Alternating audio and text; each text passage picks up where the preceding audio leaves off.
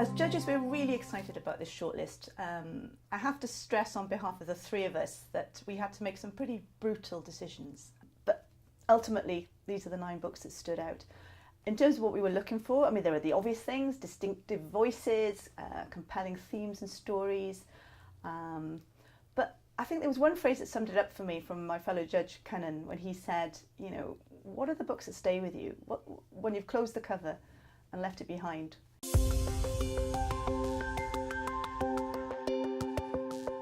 Tristan Hughes' Hummingbird.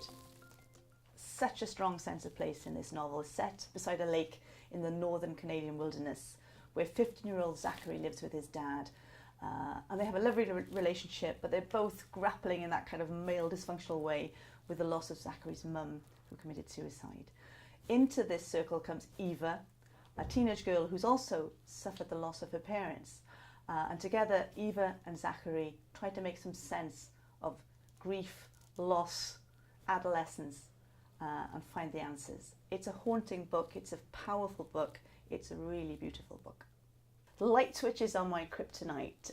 This is the story of Sylvester, who is a young man grappling with all sorts of issues: OCD, paranoia, psychedelia, and a drug-dealing rogue of a father. And it's set across a week of his life, where all sorts of scrapes and adventures unfold. Some quite horrible moments, some very funny and very tender moments.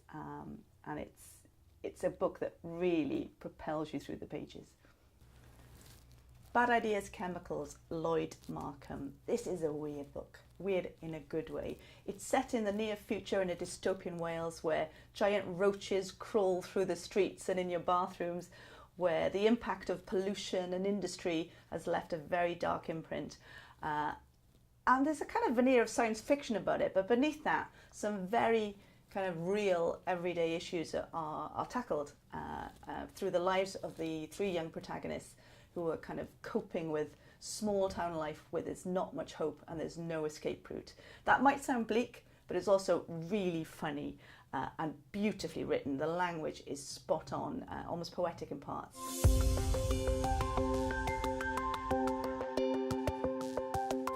All That Is Wales, the collected essays of M. Wyn Thomas.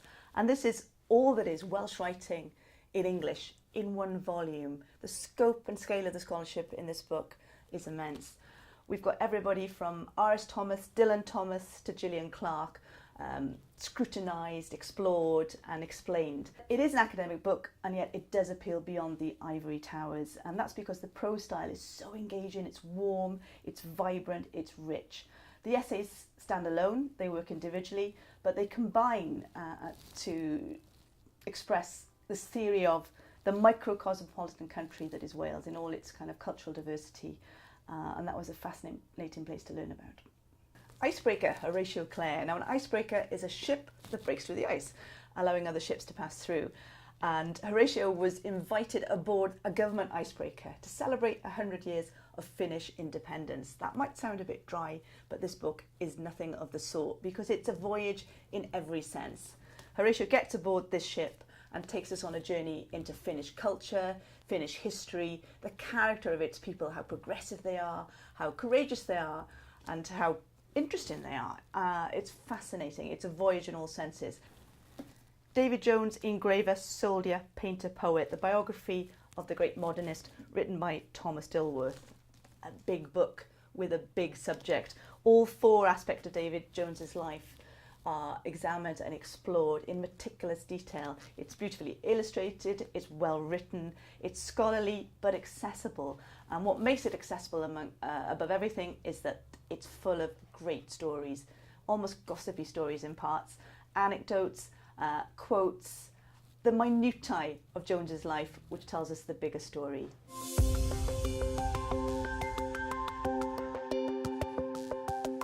Diary of the Last Man, Robert Minhinnick. This is environmentalism turned into elegy. So powerful, so political, serious poems for serious times. The tone is set from the very opening poem, the eponymous Diary of the Last Man, where this lonely soul is wandering through a deserted Britain and a dwindling earth. It's just so powerful and so disturbing, and makes you really think about what we're doing to this planet.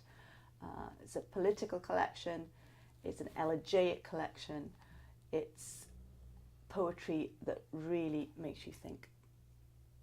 Matthew Francis, The Mabinogi. How can you take on Wales's greatest text and do something new with it? Well, Francis manages that in this fabulous volume. All the magic and enchantment of the original is there. The adventure, the romance, the war, the incredible stories of babies being lifted by claws and women turned into flowers.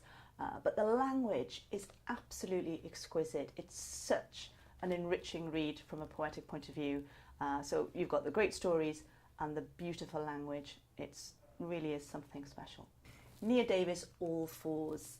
It's a debutante collection and it's a really fresh voice that disturbs and delights in equal measures. The poems range wide over riddles, the longest words in foreign languages, and mythic creatures such as Sinbad or mossy coat Pan and Baba Yaga. But they also plunge into the realms of human relationships in all their kind of messiness and dysfunction. Very distinct voice and certainly one to watch.